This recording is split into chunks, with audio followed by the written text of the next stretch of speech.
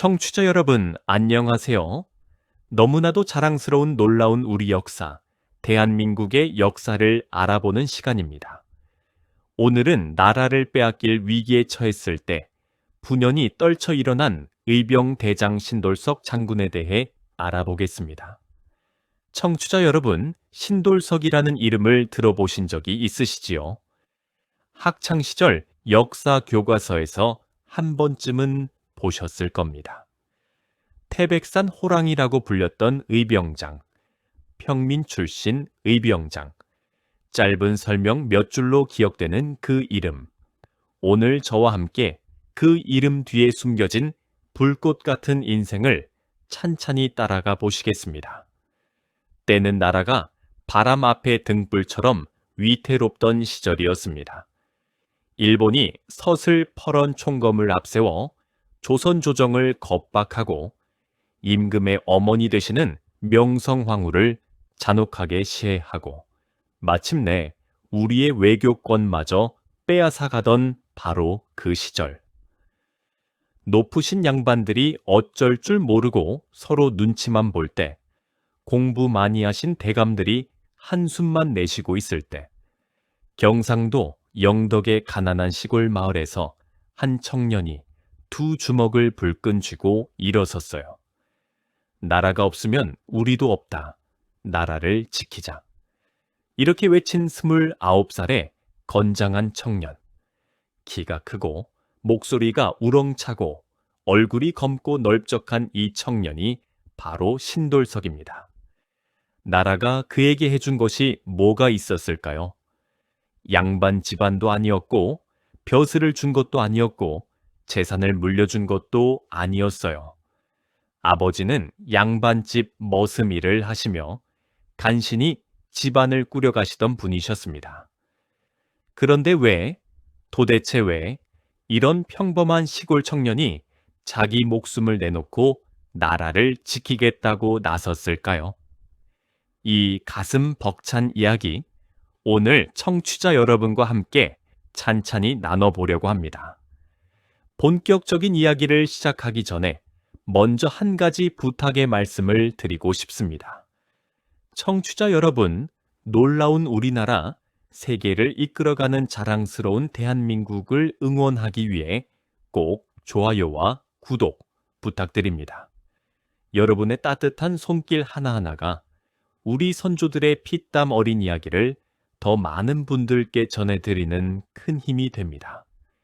혹시 이 영상이 마음에 드신다면 옆에 계신 가족분들, 이웃 어르신들, 오랜 친구분들께도 널리 알려주시면 정말 감사하겠습니다.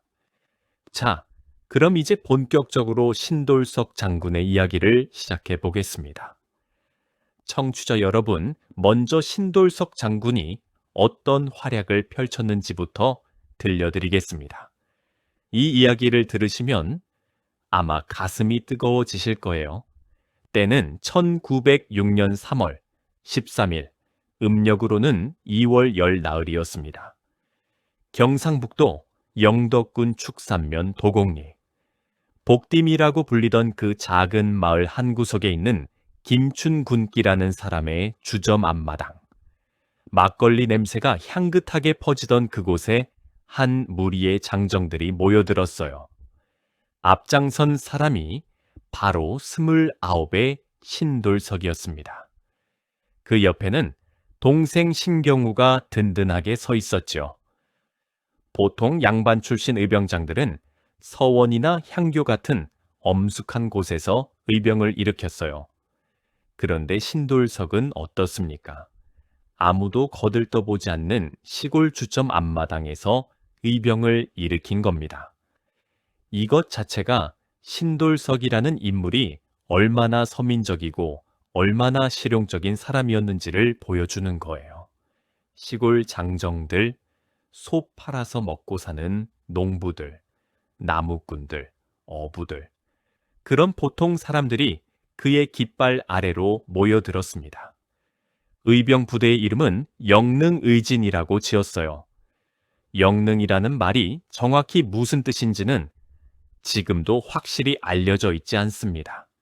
아마 영해 지방의 언덕에서 일어섰다는 뜻일 수도 있고, 선대 왕들의 능묘를 지키자는 뜻일 수도 있어요.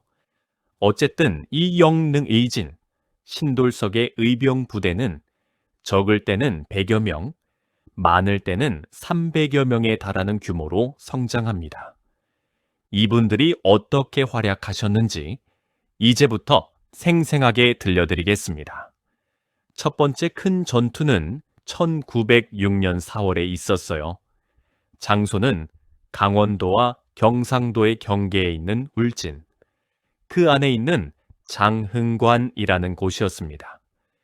신돌석 부대는 한밤중에 해안가를 따라 조용히 다가갔어요. 달빛도 없는 어두운 밤, 파도 소리에 발걸음 소리를 숨기며 몰래 접근했지요. 눈앞에 펼쳐진 광경은 일본군의 배 9척이 나란히 정박해 있는 모습이었습니다. 이 배들은 우리 동해 바다의 해산물을 약탈해 가던 일본의 배들이었어요. 신돌석이 큰 손을 들어 신호를 보내자 의병들은 일제히 달려들었습니다. 기습을 당한 일본군은 우왕좌왕했고 의병들은 순식간에 배 9척을 모조리 격파하는 데 성공했어요. 울진 바닷가 모래사장은 그 새벽 일본군의 부서진 배 조각으로 뒤덮였습니다. 한 달 만에 의병을 일으킨 신돌석의 첫 승리였지요. 두 번째 큰 전투는 같은 해 6월 강원도 원주에서 벌어졌습니다. 그 당시 원주에는 일본군이 훈련시킨 조선 병정들이 주둔하고 있었어요. 신돌석 부대는 그들을 기습해서 단숨에 항복을 받아냅니다. 일본의 힘을 빌려 권세를 휘두르던 자들이 진정한 의병 앞에서 무릎을 꿇는 순간이었지요. 청취자 여러분, 얼마나 통쾌한 장면입니까? 세 번째부터 넷째, 다섯째로 넘어가는 전투들도 다 대단했어요. 신돌석 부대는 삼척, 강릉, 양양, 간성까지 동해안 일대를 종횡무진 누비고 다녔습니다. 그 지역에 주둔해 있던 일본군을 하나하나 무찌르며 나아갔어요. 특히 일본군이 설치한 전신선, 그러니까 요즘 말로 하면 통신선이죠. 이 전신선을 끊고 전신줄을 부수는 데 앞장섰습니다. 왜냐고요? 그 시절 일본은 이 전신주와 전신선을 통해 조선 팔도 구석구석에 자기네 군대와 경찰의 명령을 내리고 있었거든요. 이걸 끊는다는 건 곧 일본 침략의 팔을 잘라내는 것과 같았습니다. 신돌석의 전술은 참으로 기발했어요. 그는 태백산맥 여러 곳에 비밀스러운 요새를 마련해 두었습니다. 이 요새들은 평소에는 아무도 모르는 산속 동굴이나 험준한 고개에 있었어요. 일본군이 쳐들어오면 의병들은 요새로 숨어들고 일본군이 지쳐 물러나면 바람같이 나와서 기습을 하는 거지요. 나타났다 사라졌다. 한 번은 울진에서 보이다가 한 번은 삼척에서 나타나고 일본군 입장에서는 도대체 신돌석이 몇 명인지 어디에 있는지 알 수가 없었어요. 마치 호랑이가 산속을 누비듯 신출귀몰했거든요. 그래서 사람들은 그를 태백산 호랑이라고 부르기 시작했습니다. 사방의 일본군이 신돌석이라는 이름 석자만 들어도 간담이 서늘해졌다고 해요. 민간에서는 신돌석에 대한 놀라운 소문들이 퍼져나갔습니다. 축지법을 쓴다는 소문이었어요. 경상북도 지품에서 대구까지 단숨에 달려갔다느니, 온정에서 영해까지 눈 깜짝할 사이에 오갔다느니 하는 이야기들이었죠. 물론 이런 이야기들은 민중들이 만들어낸 전설 같은 이야기입니다. 하지만 청취자 여러분, 왜 이런 전설이 생겼을까요? 바로 신돌석이 그만큼 빠르게 움직였고 그만큼 신비로운 존재였기 때문이에요. 산을 타면 남들보다 두세 배는 멀리 건너뛰었다고 하니 이런 소문이 날 법도 하지요. 신돌석의 힘은 그야말로 장사였습니다. 어릴 때부터 목소리가 우렁차서 주위 사람들이 모두 놀랐다고 해요. 체격도 크고 기운도 셌습니다. 동네 시내를 단번에 뛰어넘을 정도로 몸이 튼튼했다고 전해지지요. 심지어 신돌석을 쫓아다니던 일본군조차도 신돌석의 힘은 정말 강하다 라는 보고서를 남겼을 정도였어요. 적군이 직접 인정한 힘이었으니 얼마나 대단했겠습니까? 신돌석 부대의 6번째 큰 전투는 1906년부터 1908년 사이 2년 6개월 동안 울진과 삼척 지역의 일본군 전진 기지를 무려 6번이나 공격한 일입니다.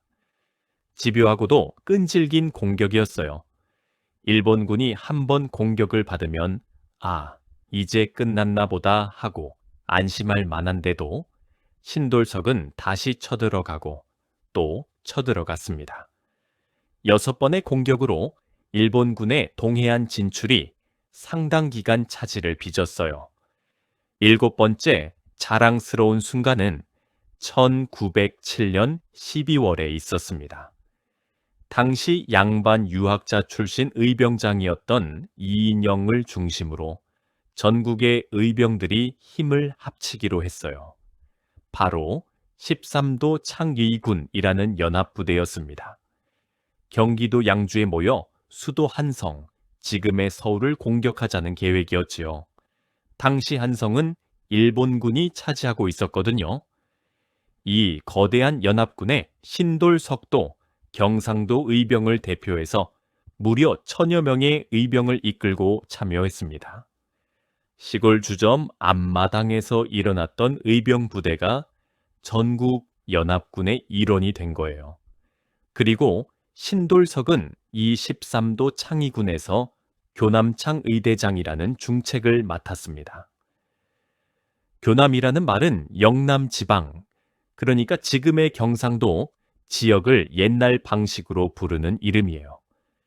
창의대장은 의병을 일으킨 장수의 우두머리를 말합니다. 그러니까 영남 지방 전체 의병을 총지휘하는 자리에 올랐다는 뜻이지요. 평민 출신이 전국 규모의 연합 의병 부대에서 한 지역 전체를 맡는 직책까지 오른 겁니다. 이거 정말 보통 일이 아닙니다. 당시 신분제가 엄청나게 엄격했던 조선 사회에서 평민이 양반 유학자 의병장들과 어깨를 나란히 하고 전체 의병을 이끈다는 건 상상도 못할 일이었어요. 그만큼 신돌석의 실력과 용맹과 인품이 뛰어났다는 증거입니다. 물론 아쉬운 점도 있었어요. 13도 창의군의 한성 공격 계획은 끝내 실현되지 못했습니다. 지휘부의 갈등과 여러 사정이 있었지요. 그래서 신돌석은 부하들을 이끌고 다시 경상도 영해로 돌아왔어요. 그리고 1908년 1월 평해의 독곡이라는 곳에서 일본군을 또 한 번 크게 격파했습니다. 한성 공격이 좌절됐다고 해서 주저앉는 신돌석이 아니었던 거죠. 청취자 여러분, 여기서 한 가지 중요한 이야기를 드려야겠습니다. 만약 신돌석 같은 의병이 없었다면 우리나라는 어떻게 되었을까요? 상상만 해도 아찔합니다. 먼저 당시 나라 형편이 어떠했는지 짚어드리겠습니다. 때는 1900년대 초, 청일전쟁, 러일전쟁에서 차례로 이긴 일본이 그야말로 호랑이처럼 날뛰던 시절이었습니다. 1905년 11월, 이토 히로부미라는 일본의 간신이 총칼을 찬 일본 헌병대를 이끌고 덕수궁에 들어왔어요. 그리고 조선의 대신들을 한 명씩 겁박해서 을사늑약이라는 굴욕적인 조약을 체결하고 맙니다. 이 조약으로 우리나라는 외교권을 빼앗겼어요. 외교권이라는 게 뭡니까? 다른 나라와 말을 주고받을 수 있는 권리, 나라를 대표할 수 있는 권리예요. 이게 없으면 독립된 나라라고 할 수가 없는 거지요. 이 을사늑약이 체결되자 조선 백성들은 통곡했습니다. 종로 한복판에서 민영환 선생께서 스스로 목숨을 끊으셨고, 조병세 선생, 홍만식 선생 같은 분들도 뒤를 이어 순국하셨어요. 장지연 선생께서는 황성신문에 시일야 방성대곡이라는 사설을 쓰셔서 오늘 목 놓아 통곡하노라 라고 온 나라 사람을 울리셨습니다. 그런데 청취자 여러분, 통곡만 해서는 나라를 지킬 수 없잖아요. 누군가는 총칼을 들고 맞서 싸워야 했습니다. 그때 일본의 정규군은 신식 무기로 무장하고 있었어요. 반면 조선의 군대는 이미 일본에 의해 해산되고 있었죠. 경찰도 일본이 장악하고 있었습니다. 나라가 빼앗기기 직전의 절체절명의 순간이었던 거예요. 바로 이때 신돌석 같은 의병장들이 들고 일어난 겁니다. 전국 각지에서 나라가 망해가는데 어찌 가만히 있을 수 있느냐 하며 농민, 어부, 보수, 선비, 승려들이 나섰어요. 낫을 들고, 삽을 들고, 곡괭이를 들고, 고작 화승총 한 자루를 들고 일본의 신식 군대와 맞서 싸우기 시작했습니다. 만약 신돌석을 비롯한 이런 의병들이 없었다면 어떻게 됐을까요? 일본은 아무런 저항 없이 조선을 점령했을 겁니다. 조선 백성들이 아무 소리 없이 항복한 것만은 민족으로 세계 역사에 기록됐겠지요. 그런데 신돌석이 있었기에, 그리고 수많은 의병들이 있었기에 일본은 조선을 점령하는 데 엄청난 군대와 돈과 시간을 써야 했습니다. 1908년 한 해만 해도 일본군은 의병 토벌을 위해 2만 명이 넘는 병력을 동원했다는 기록이 있어요. 그만큼 의병들이 일본의 침략을 늦추고 일본에 큰 타격을 준 겁니다. 더 중요한 건 의병들의 저항이 우리 민족의 자존심을 지켜주었다는 점이에요.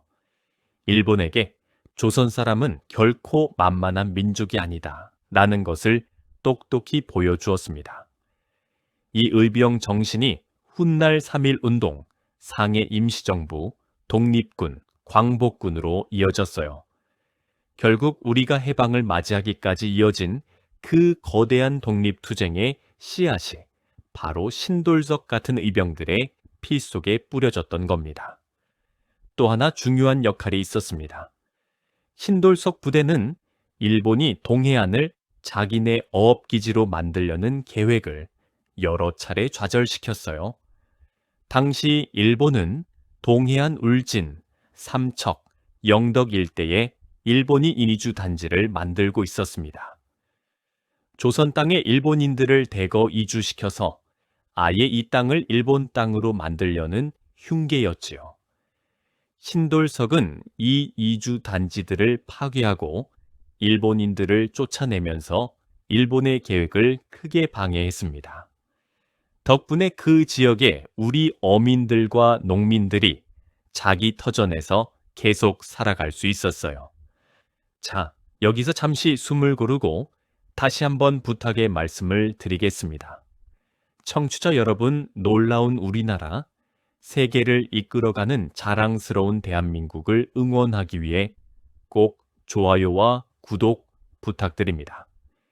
여러분의 따뜻한 응원이 있기에 이런 가슴 뜨거운 이야기를 계속 전해드릴 수 있습니다. 그리고 오늘 이야기가 재미있으시다면 주변 친구분들, 이웃, 어르신들께도 꼭 널리 알려주세요. 우리 선조들의 숭고한 이야기가 한 분이라도 더 많이 전해졌으면 좋겠습니다. 이제 신돌석이라는 인물의 삶을 처음부터 찬찬히 살펴보겠습니다. 청취자 여러분, 이 이야기가 참으로 감동적이에요. 신돌석은 1878년 음력 11월 3일 지금의 경상북도 영덕군 축산면 도공리 복림이 마을에서 태어났습니다. 아버지는 신석주라는 분이셨고 어머니는 분성 김씨였어요. 형제는 누나 둘의 남동생 하나가 있었습니다. 그가 첫째 아들이었고 위로 누나 두 분, 아래로 남동생 한 명이 있는 집안이었지요. 집안 형편은 어떠했을까요? 그다지 좋지 않았습니다. 먼 조상으로 거슬러 올라가 보면 관에서 일을 보던 향리 가문이었던 것으로 보이지만 신돌석 본인에 대해 이르러서는 이미 가세가 완전히 기울어 일반 평민 신분이었어요. 아버지 신석주는 양반들의 머슴 일을 하며 생계를 꾸려가시던 분이셨습니다.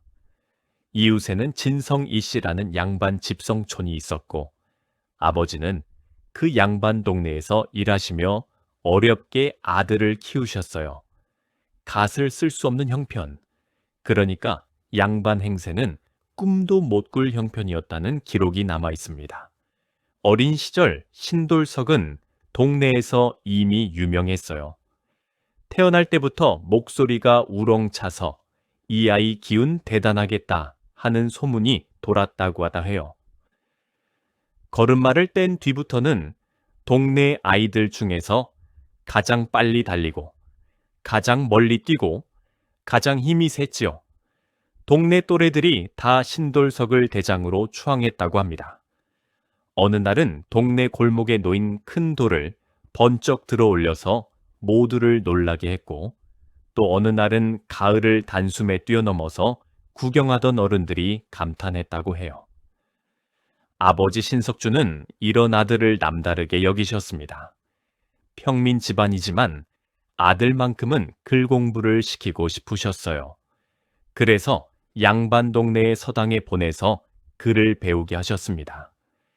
평민 아이가 양반들과 섞여 공부한다는 건 그 시절 아주 드문 일이었는데 신돌석의 총명함과 기계를 본 양반 스승들이 차별 없이 가르쳤다고 합니다. 스승 이중립이라는 분이 특히 신돌석을 범상치 않게 여겨서 많은 것을 가르쳐 주셨다고 해요. 이렇게 공부하며 자란 신돌석은 18살이 되던 해에 인생을 바꾸는 사건을 맞이합니다. 바로 1895년에 일어난 을미사변과 단발령이었어요. 청취자 여러분, 을미사변이라는 게 얼마나 끔찍한 사건이었는지 아시지요? 그해 음력 8월 20일, 일본의 공사 미우라 고로와 일본 난긴들, 그러니까 칼잡이들이 경복궁 깊은 궁궐 안까지 난입해서 명성황후를 시해한 사건입니다. 조선의 국모 임금의 어머니를 남의 나라 깡패들이 궁궐 안에서 살해했어요. 이런 어처구니 없는 참극이 벌어진 겁니다. 그리고 그 직후에 단발령이라는 것이 내려졌어요. 상투를 자르고 머리를 짧게 깎으라는 명령이었습니다. 당시 상투는 조선 남자의 자존심이자 부모에게서 받은 몸을 귀하게 여긴다는 유교의 가르침이 담긴 소중한 것이었어요. 그런 상투를 억지로 자르라고 강요하니 온 나라가 뒤집혔습니다. 이때 전국 각지에서 을미의병이 일어났어요. 최초의 대규모 의병 봉기였지요. 18살의 신돌석도 이 의병에 참여했습니다. 구체적인 기록은 부족하지만 경기도 광주 지역에서 일어난 김하락이라는 의병장의 부대에 들어가 활약했다고 전해져요. 신장군실기라는 책에는 병신년, 즉 1896년에 각지에서 의병이 일어날 때 김하락 의진에 종사하다가 종적을 감추었다라고 기록되어 있습니다. 또 황현이라는 유명한 학자가 쓴 매천야록내매무에는 신돌석이 태백산과 소백산 사이에서 다시 일어났다라고 나와 있고요. 신장군유사라는 글에는 병신년 별난에 영해의병 중군장이 되었다라고 기록되어 있어요. 중군장이면 의병 부대의 중간 지휘관이니 18살 어린 나이에 이미 상당한 직책을 맡은 거예요. 그만큼 그의 능력과 기상이 뛰어났다는 증거입니다. 이 을미이병은 몇 달 만에 수그러들었어요. 고종 임금이 러시아 공사관으로 피신하신 아관파천 이후 단발령이 철회되었고 민심을 달래기 위한 조치들이 이어지면서 의병들도 자진해산했죠. 신돌석은 고향으로 돌아와 잠시 평범한 생활을 이어갑니다. 결혼도 하고 아이도 낳고 농사도 지었어요. 한씨 성을 가진 여인과 혼인해서 단란한 가정을 꾸렸습니다. 그런데 청취자 여러분, 이 평화는 오래가지 않았습니다. 10년 뒤인 1905년 앞서 말씀드린 을사늑약이 체결된 거예요. 이때 신돌석의 나이 28. 그는 평해에 월송정이라는 정제에 올라가서 깊은 한숨과 함께 시 한 수를 읊었다고 합니다. 그 시가 바로 이것이에요. 누각에 오른 나그네 갈 길을 잃고 낙엽진 나무 가로놓인 단군의 터전을 한탄하노라. 남아 27해 이룬 일이 무엇인가. 문득 가을바람이 부니 감개만 이는구나. 청취자 여러분, 이 시가 얼마나 가슴 아픈지 아십니까?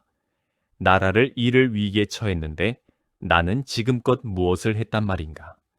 남자로 태어나 27해를 살면서 이룬 일이 아무것도 없구나. 이런 탄식이에요. 그러나 이 탄식은 그저 한숨으로 끝나지 않았습니다. 신돌석은 이 탄식을 행동으로 옮겨요. 1906년 3월 13일, 드디어 다시 의병을 일으킵니다.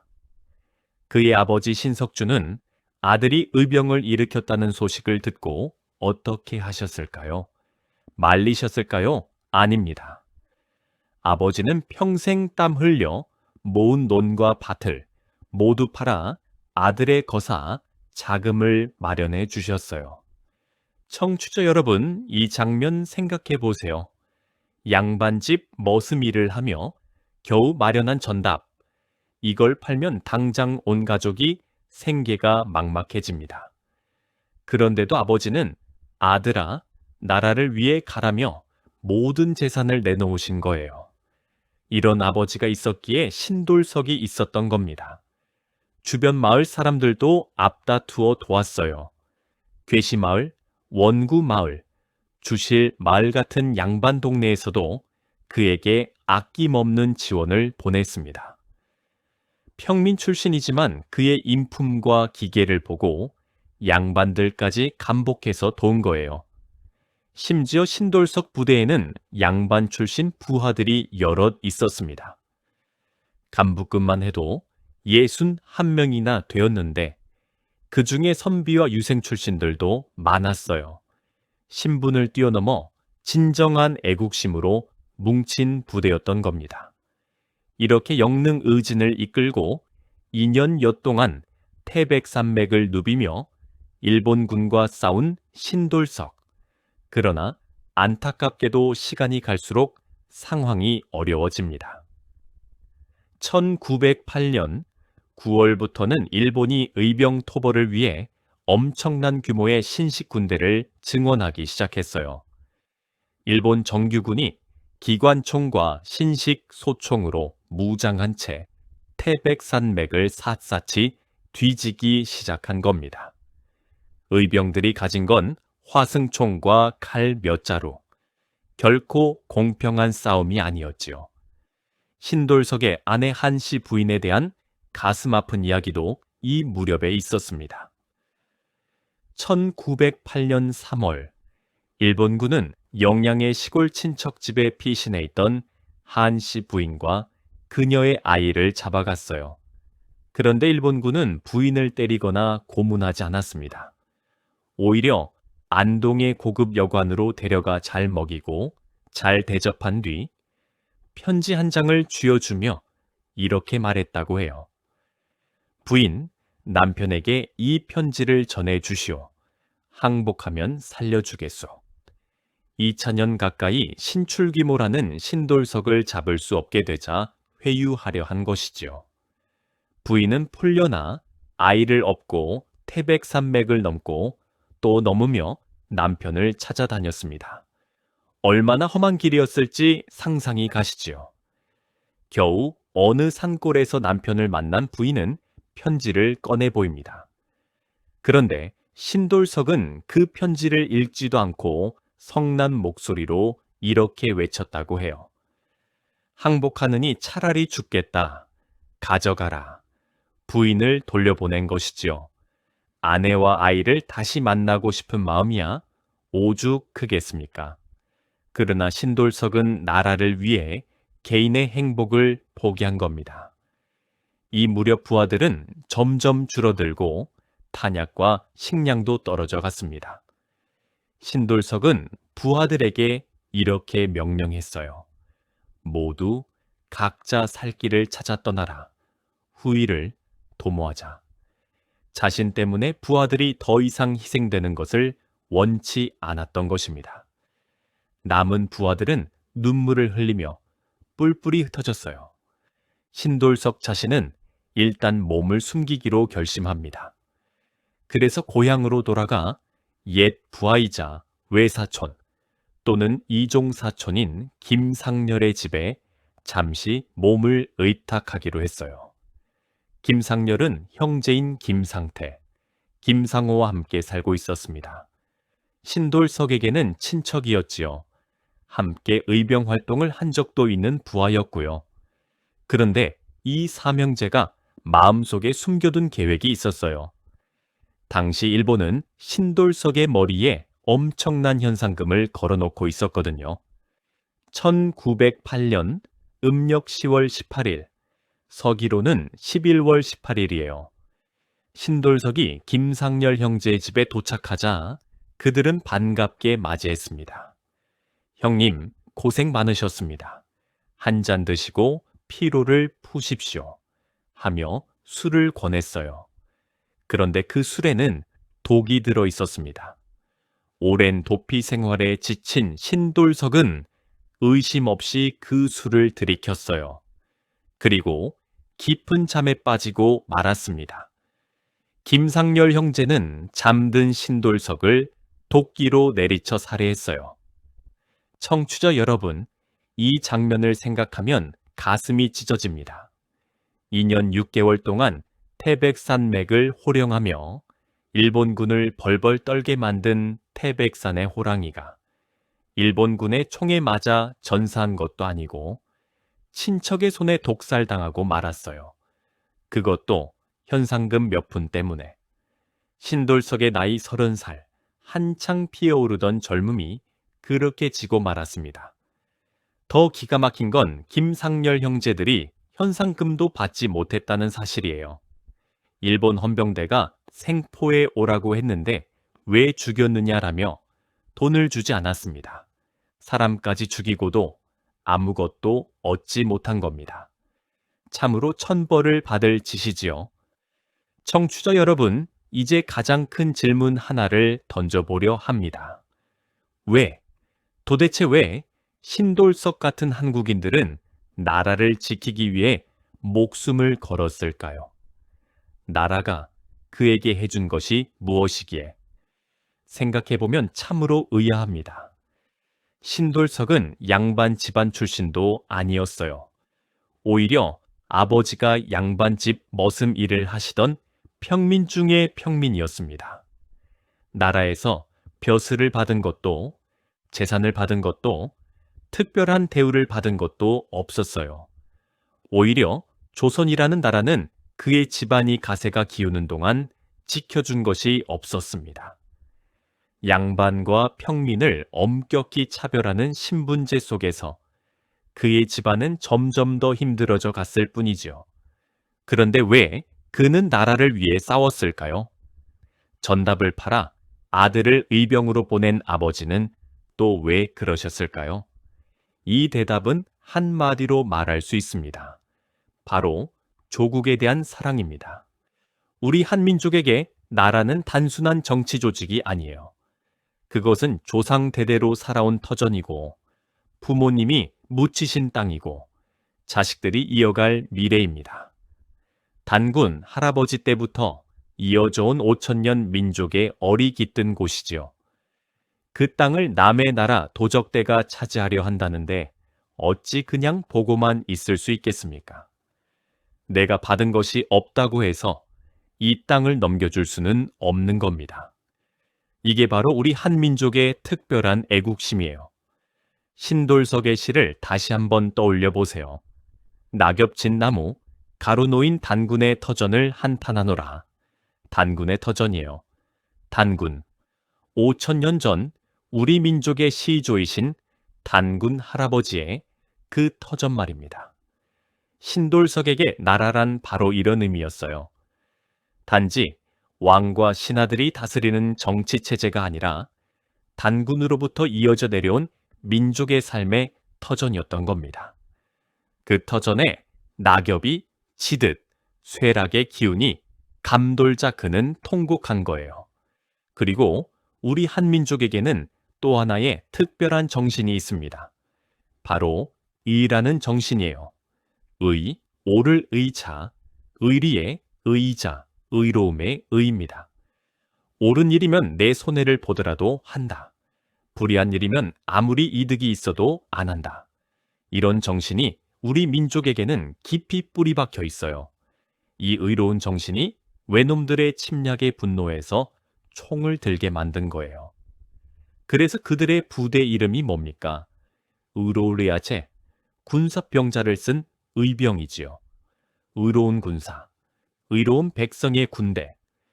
이거 세계 어느 나라에서도 찾아보기 힘든 이름입니다.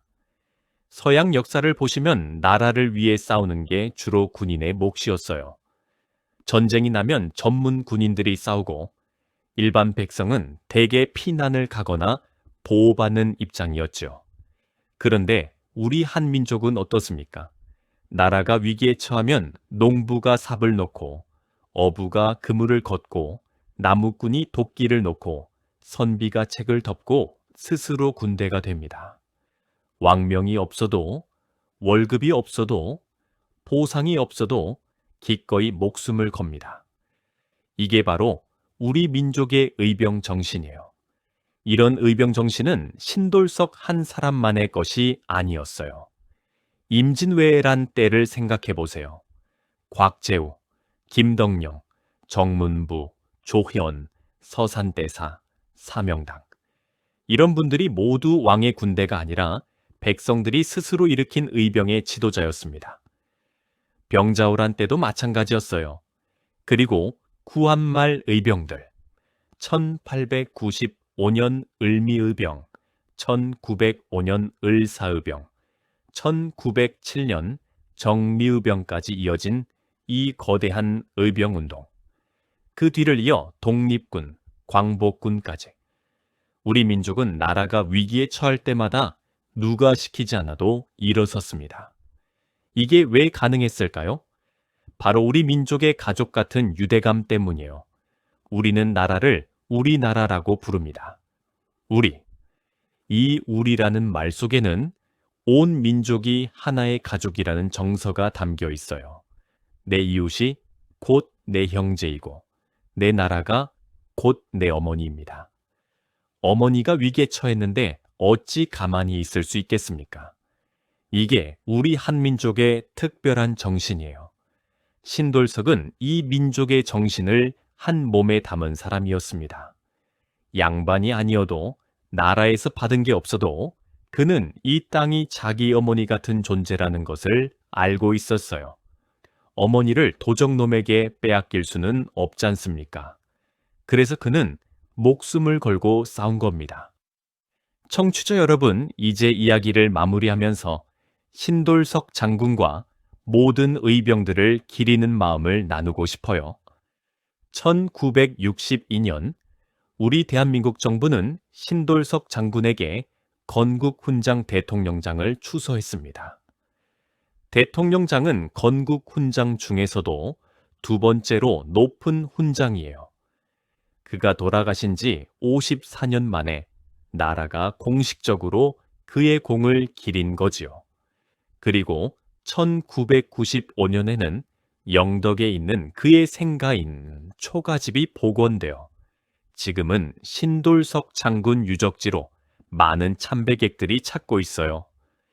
유적지 안에는 충의사라는 사당이 있고 그 안에 신돌석 장군의 초상화가 걸려 있습니다. 크고 검은 얼굴, 우렁찬 기상이 그대로 느껴지는 그림이지요.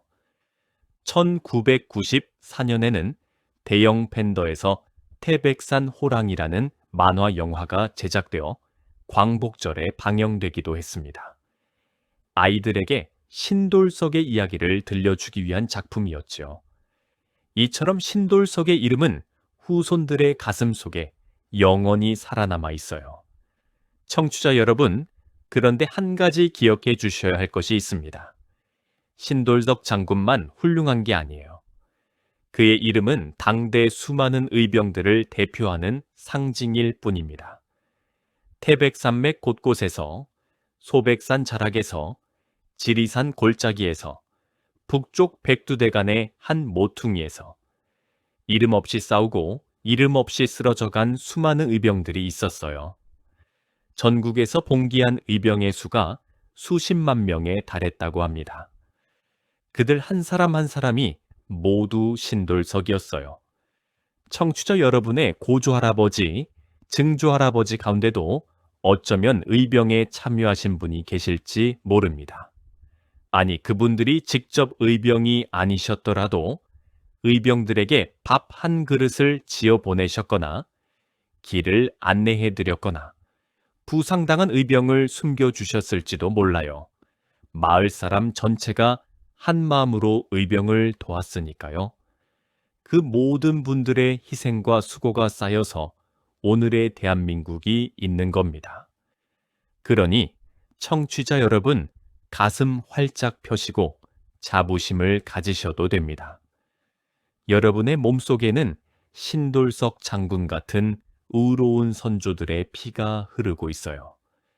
그 피가 있었기에 우리는 일제강점기 36년을 견뎌내고 6.25 전쟁을 이겨내고 가난을 뚫고 일어서서 지금은 세계가 부러워하는 나라가 되었습니다. 모두 선조들이 목숨 바쳐 지켜낸 이 땅 위에서 이루어낸 기적이에요. 자, 이야기를 마무리하기 전에 마지막으로 한 번 더 부탁의 말씀을 드리겠습니다.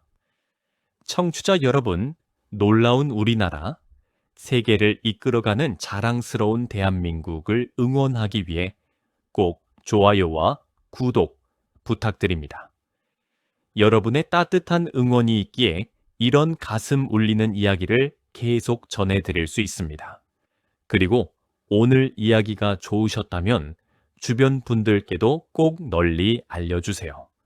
가족분들, 이웃 어르신들, 오랜 친구분들께 신돌석 장군 같은 의로운 선조들이 있었기에 오늘의 대한민국이 있다 라고 꼭 들려주세요. 자식들, 손주들에게도 꼭 이 이야기를 전해주시면 좋겠습니다. 우리 선조들의 숭고한 정신을 잊지 않도록 말이에요. 청취자 여러분, 오늘은 태백산 호랑이, 평민 의병장, 신돌석 장군의 이야기를 나누어 보았습니다. 1878년에 경상도 영덕의 작은 농촌 마을에서 태어나 1908년 30살의 나이로 세상을 떠나기까지 불과 30년의 짧은 생애였지만 그가 남긴 발자국은 우리 민족의 역사에 영원히 새겨졌지요.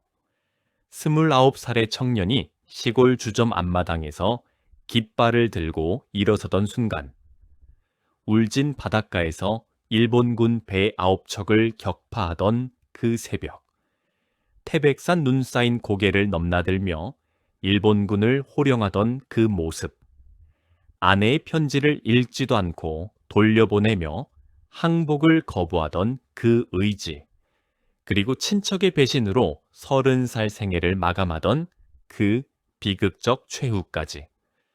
신돌석 장군의 인생은 그 자체로 한편의 영웅서사시였습니다. 청취자 여러분, 신돌석 장군이 그랬듯이 우리 민족은 위기 앞에서 결코 물러서지 않았습니다.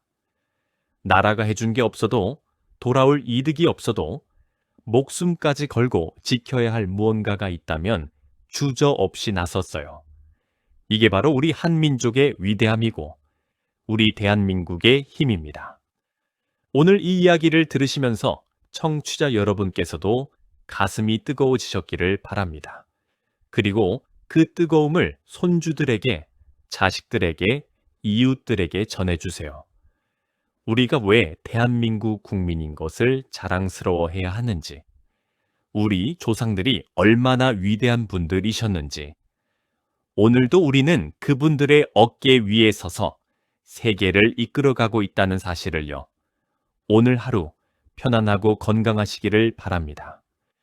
청취자 여러분께서 늘 신돌석 장군처럼 당당하고 꿋꿋하게 의로운 마음으로 평안한 나날 보내시기를 진심으로 기원합니다. 놀라운 우리 역사 이야기는 오늘도 계속됩니다. 청취자 여러분, 그럼 다음 시간에 또 뵙겠습니다.